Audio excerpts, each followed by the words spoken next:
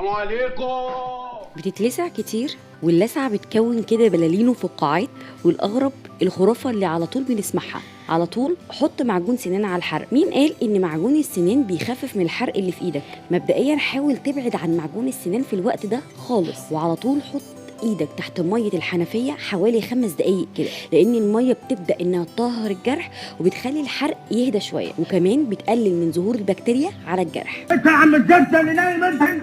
وكمان ابعد خالص عن انك تحط قطعه تلج على الحرق، لان ده بيسبب التهاب اكتر بكتير. ولو عايز تحط تلج على الجرح يكون التلج ده جوه قماشه او اي حاجه تعزله عن الجرح. كمان لو الحرق ده كون فقاقيع اوعى تفرقعهم، لان انت كده بتعرض الجرح للبكتيريا اكتر. انما لو اتلسعت في مكان حيوي او اماكن حساسه يا ريت بسرعه تتجه على المستشفى علشان الموضوع ما يبقاش خطر. ويا ريت كمان ما تتسرعش وتحط اي كريمات او مراهم للحروق، لان انت في الحاله دي ممكن تضر اكتر ما تنفع. ويا ريت مش اي حاجه نحطها على الحرق عشان الخرافات في الحته دي كتير جدا. وبكده تكون خلصت معلومه النهارده. استنونا في حلقات اقوى بكتير، وسلام عليكم.